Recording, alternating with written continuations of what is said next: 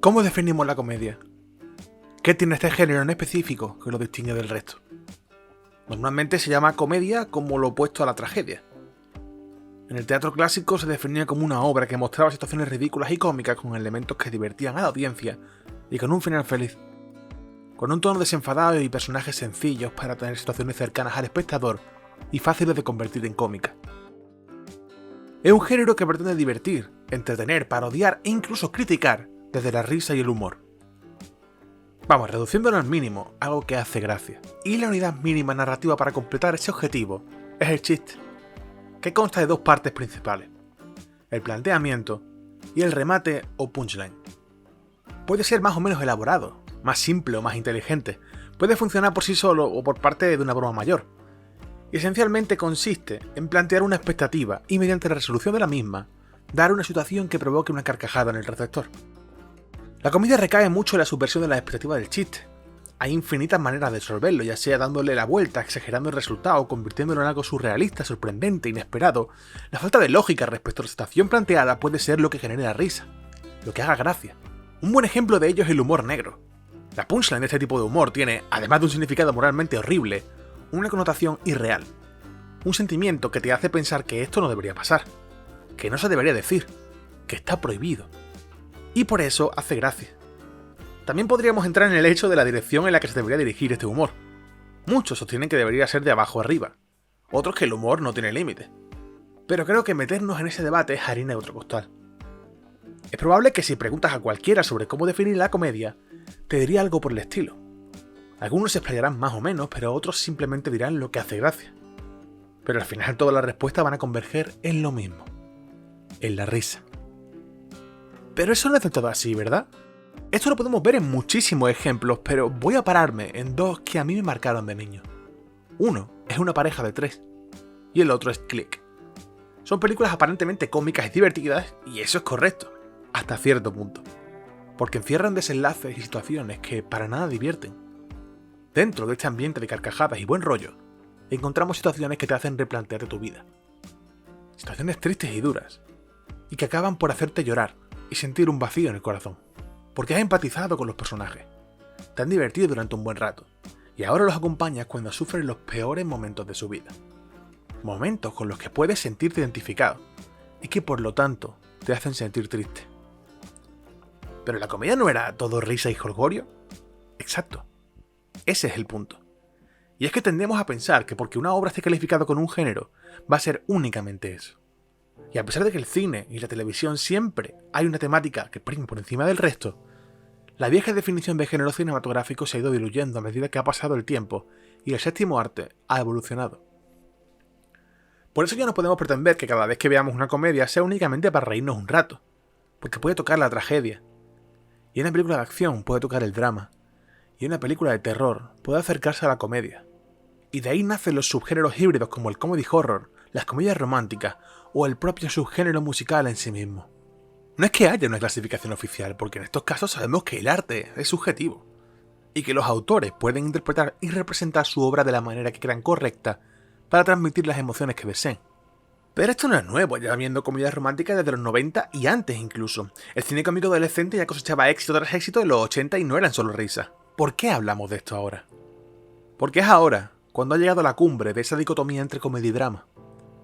Han tenido que pasar 10 años para que los máximos exponentes en televisión de la dualidad entre diversión y dolor a partes iguales dejen de ser las temporadas finales de Cómo conocí a vuestra madre y pase a ser una serie que terminó el pasado 28 de mayo en HBO. Estamos hablando de una de las mejores series de la historia de la televisión.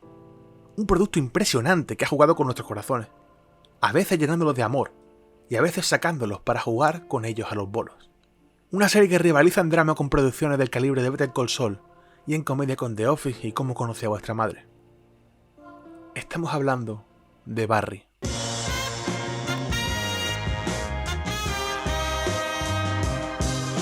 Este vídeo contiene spoilers mínimos de Barry, muy chiquitito, nada fuerte. Barry es una comedia de situación de HBO que trata sobre un marine convertido en sicario que acepta un trabajo en Los Ángeles y acaba descubriendo el amor por el teatro y las artes escénicas. En resumen es eso, es una buena premisa para una sitcom gamberra, una situación un tanto surrealista. Tiene que compaginar su nueva vocación con su viaje para dejar de matar gente por dinero, mientras oculta su otra vida a sus nuevos amigos en cada frente. Hasta ahí bien, la serie empieza con muchos tintes cómicos. La banalización del asesinato en sí, personajes y comportamientos típicos de una comedia. Hasta ahí todo bien.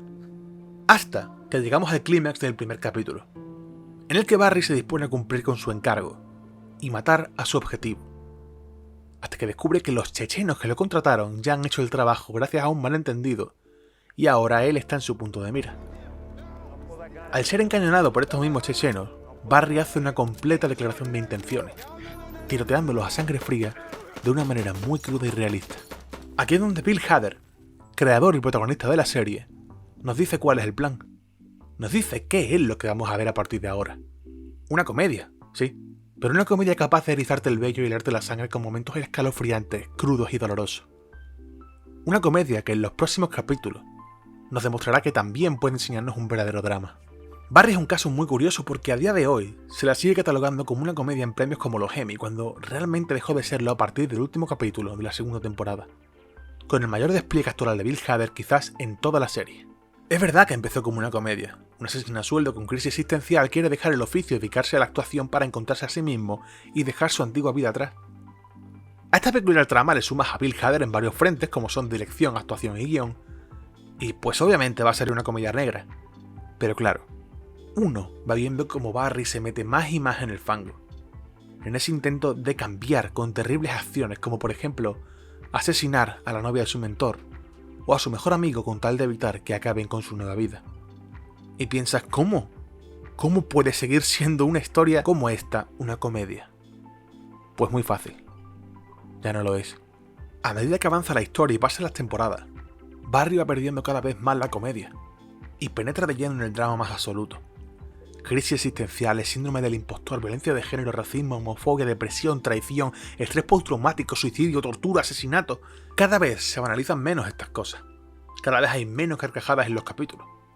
Hasta que en un momento difuso, a finales de la tercera temporada, entre el sexto y el octavo capítulo, puede que cuando Barry es envenenado, o cuando Sally mata al motorista en una escena completamente en silencio, se fuma casi por completo esa comedia, dejando únicamente unos remanentes en forma de gags puntuales con los personajes que habitualmente se encargan de ello. Con la gracia de Noho Hank y Cristóbal, con el pateticismo de Fuchs, con la incomodidad de Barry. Ahí es donde quedan las últimas pinceladas de la comedia que vimos en el inicio. Y comienza la temporada 4. Comienza un viaje impresionante en el que Barry no para de ir y venir de la zona de consecuencias, donde se enfrenta a las repercusiones de todos sus actos, desde el primer momento. Todo termina cayéndose y se acaba de manera definitiva, con un final que deja un mensaje claro. No todo acaba en épica, no todo acaba en un drama enrevesado, no todo acaba en risas y un final feliz. A veces las cosas simplemente acaban, sin más. Y no todo es justo. Ese es uno de los mensajes del final de Barry.